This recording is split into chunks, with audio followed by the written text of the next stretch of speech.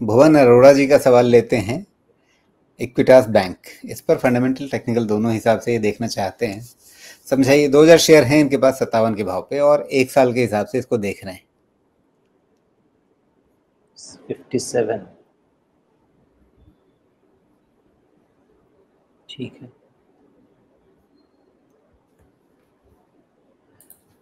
हाँ, तो इसका भी ये लो बन चुका है, मुझे लग रहा है। ये जो इन्होंने लिया है जो भी है, ये लो 52.5 का जो लो बन गया लो। ये आपका लंबा कंसोलिडेशन इसी बेस के थ्रू होना चाहिए। ऐसा मेरे पास अभी कोई व्यू नहीं बन रहा कि इसको मैं बहुत तेजी से आगे बढ़ता हुआ बता दूं, बट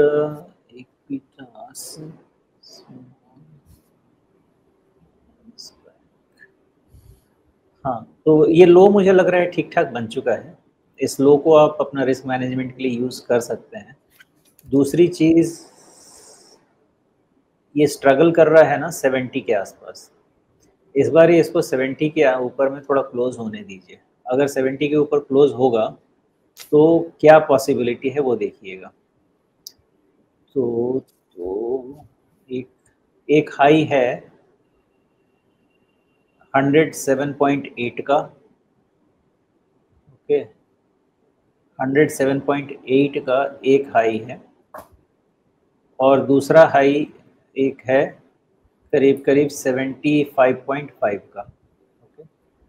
इसका जब आप स्लैंटिंग ट्रेंड लाइन बनाएंगे तो ये कंसोलिडेशन के बाद ब्रेकआउट हो चुका है। अभी ब्रेकआउट के बाद सस्टेन अच्छा कर रहा है बेस बना के।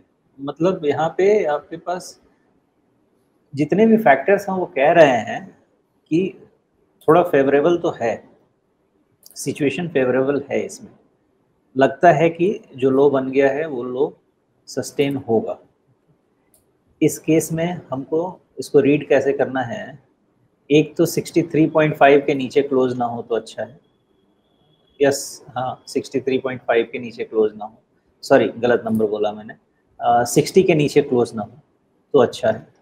क्योंकि उस केस में क्या है, इसमें स्ट्रेंथ बनी रहेगी और भी फिर आपको रिवर्सल लेगा। वहाँ पे 60 के नीचे क्लोज हुआ भी तो भी 52.5 वाला बेस लगता नहीं है कि मुझे टूटना चाहिए, कंसोलिडेट करेगा। द मोमेंट आपको ये क्लोज मिलता है 71 के ऊपर या 72 के ऊपर, ये करीब करीब आपको यहाँ से लेके जाएगा 80 के आसपास तक। फिर देखते हैं, इसको स्टेप बाय स्टेप इवैल्यूएट करते हैं, बट इसमें करेक्शन कंप्लीट होने के काफ़ी पॉसिबिलिटीज लगते हैं। जी, कटोरी बनने की पॉसिबिलिटी कितनी लग रही है आपको? पता नहीं, वो सब उतना कॉन्फिडेंट मैं नहीं हूँ, क्योंकि अभी जी, भी मुझे लग रहा है लॉन्ग टर्म कंसोलिडेशन के चक्कर में ही रहने वाला है।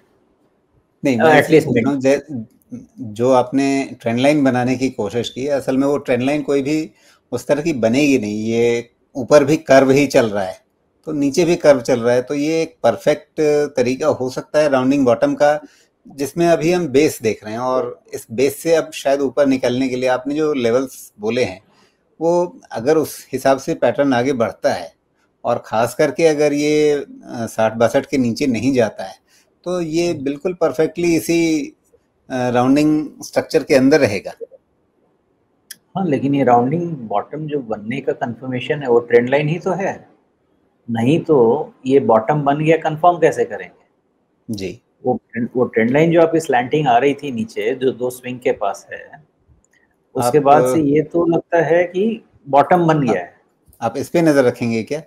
नहीं नहीं, उस पर नहीं रखेंगे। ये दो स्विंग लीजिए, एक हाई मिलेगा आपको 105.5 का और दूसरा हाई मिलेगा आपको 75.5। 105? आप शायद हाँ, करीब वही। जून इस 2024 की बात कर रहे हैं। हाँ, जून, करेक्ट है। हाँ, वही ले लीजिए, वही है। जी, और दूसरा कौन सा आप कह रहे हैं? बस ठीक है, ठीक बन रहा है, यही बनेगा। जी, ये बहुत सुंदर पैटर्न होता है बॉटम फॉर्मेशन आइडेंटिफाई करने के लिए, अगर इसमें पैरामीटर्स लगा दिए गए तो। जी, ओके। तो बॉटम बनने की संभावना है। चलिए अब आगे देखते हैं, कटोरी बनती है या नहीं, कटोरी के अंदर खीर भरता है या नहीं। 52 क्रिटिकल रहेगा कोई भी डिसीजन मेकिंग के लिए। 60 के नीचे वार्निंग है, 52 के नीचे तो गड़बड़। बिल्कुल। ठीक है, तो यहाँ पर भुवन जी 57 पर आपने खरीद रखा है। लेवल्स का ध्यान रखिएगा, 60 आपके लिए फिर भी कंफर्टेबल लेवल है, और 52 थोड़ा सा आपको एक अल्टीमेट लेवल है, कि उसके नीचे तो आपका घाटा, फिर कहानी ही कुछ बिगड़ जाएगी। फिर उस हिसाब से आप अपने इस निवेश पर नज़र रखिए, अपना फैसला लीजिए।